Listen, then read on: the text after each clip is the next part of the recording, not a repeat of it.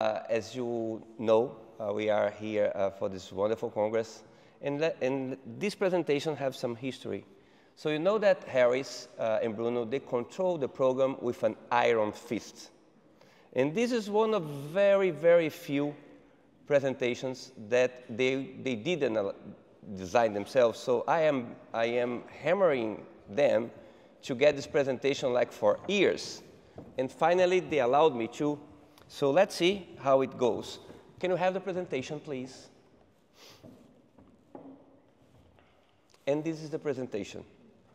So let's challenge you guys with some thoughts, because we are here to debate about obesity. But, to my mind, we might be evolving as a species from a new species that comes, that Homo obesus, or I don't know if I can say obesus because it might not be politically right, or Homo adipositus, whatever you guys wanted to call. And that is a very common drawing that comes all over internet, how we evolve, and the theory of the human evolution is there that might be changing. Let's see if it goes.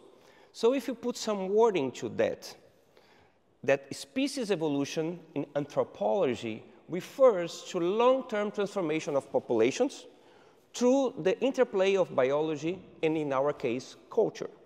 For humans, genetics interacts with technology, diet, and social structure to create a new adaptive pathway. We witness that every single day. So if obesity endures, as it is, as a chronic and widespread condition that we call pandemic, it might represent part of our evolutionary trajectory, the emergence of Homo obesus. Again, obesity is global epidemic still rising, chronic, progressive, incurable disease. It is that we're evolving. So I don't know how much of you know about the thrift gene hypothesis, is that we have genes, and our DNA was locked on the times of the caves, where we never know when we're going to eat again. So we have specific genes that make us the perfect machine to acquire and keep calories. And the DNA didn't evolve as we evolve as a species, because we came from hunters, gatherers, agriculture, industrial, and ultra-processed food. And now we have abundance, and we didn't have genetic adaptation for that. We still good machines to acquire and keep. Remember the set points? We lose weight, you go to a certain set point, and after the set point, doesn't matter what you do, you don't lose weight, unless you have an intervention, you have a tool, or you have a very powerful medication. So, again, pharmacotherapy is really there for the first time, and we have bariatric surgery, the most effective way to treat obesity, endoscopic surgery, and we have the lifestyle interventions, and we have a limited impact. And we can be effective individually, but we are really insufficient when you go to our society.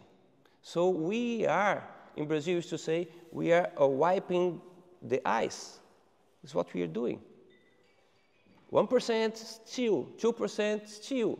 It is for medications, for endoscopy, for surgery. We don't break the barrier that we can treat 5% of people that deserve to be treated. Get to that. We are losing this, if we say, battle, because the global prevalence and projections still high. The food environment still growing, still better. And we have this paradox. We are living longer, but our life health span is shorter nowadays. So it's good? I don't know. Those numbers are there. And in US, Omar, do you have new colors, black? Yes. Because if they start on green, there's nobody green anymore. I don't know. The palette of color is running out of colors. And numbers there, numbers all over. But this is an epidemic created by the man itself. If you're older like me, when I was growing, the debate was the Earth is not sustainable. We cannot feed all the people in the world. And then in the US, they decide that the fat is bad. Gentlemen, I'm a very simple man, I'm a plumber. The only way you will replace fat in the diet is with carbs. Good carbs are very expensive still. So we have the best American product ever, junk food. That's not junk food, it's ultra-processed food. What is the collateral? That's no famine in the world, nevermore. Starvation is where you have an area that is out of reach or a zone of conflict. Out of that, we have hypernutrition. And this is the collateral of this. And you know what? The fat was absolved. Too late. Eat your avocado, but it's not enough avocado to replace the sugar. So still rising, still evolutionary. Again, let me reinforce the idea of Homo obesus. But because we are treating obesity as a disease, and with all this impact that they have in our body, that's in front of you, that's there. This is a disease, a very serious, one of the worst diseases of mankind. So explain me that. Why we have so many misconceptions? Why we question if it is a disease? There's still people that question, loads of people. And the bias comes from us, health professionals. So think about it. Something is not, fat shaming is there. We are born with sympathy. We can learn empathy, but our minds think they are the same. It's not. So there's not. You want to learn empathy, that's the movie you have to watch. Watch it alone. Watch it by yourself. And then you're going to understand the burden of this disease. Again, if we go to weight loss, why you have so many myths? For example, the best one, exercise and lose weight, sponsored by Coca-Cola. If you exercise, you gain weight, for Christ's sake. But it's not here. I will do exercise, I'm going to lose weight. How can we defeat this disease if you do that? This beautiful graph, a little bit noisy, from Andrés Acosta. This is the clock of obesity, so simple. Start at 12, 6, 3, 9. 12 to 3, you assess the obesity. You diagnose why this person is obese. What's the family? What's the reason? Then you try your best. Clinical, endoscopic surgery. And then you get to 6 o'clock, and you have to stop the clock. The clock is ticking. You have to keep the weight they lose, because otherwise they're going to get to 9 o'clock. 9 is going to recur the obesity. And if we fail on that direction, it goes to 12 o'clock again, and it goes again, and you assess again. Patient is obese again, you treat again, and you have to stop it, because chronic, progressive, incurable disease on that direction. And again, when we're going to get to the target? That's what we have. I repeat this slide from yesterday. It's just for didactic purpose. That's we are measuring weight loss, but maybe we have to think what is getting us to here on that direction. How can we control? Should we control as we're evolving? Can we control? Absolutely, we cannot. We are failing miserably. We are talking here about how to treat 1%, 2%.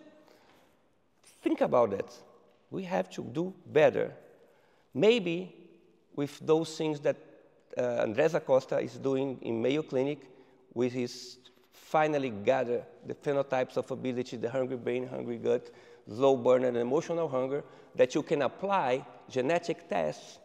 And no, it's not just genetic tests, but you understand the whole environment. You can target, you can personalize on the future how we can control or not this disease. So, closing remarks, I just invite you to think about it if we are evolving or we just have a nasty disease. Thank you very much.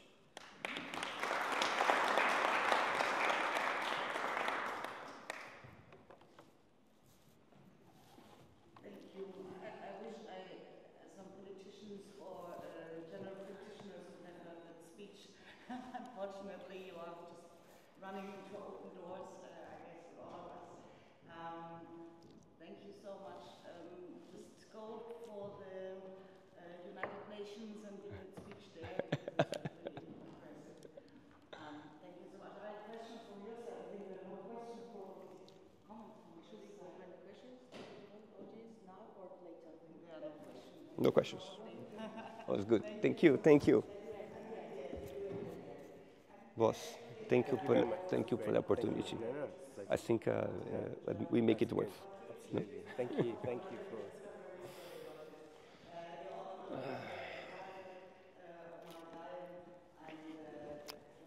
How is Tom?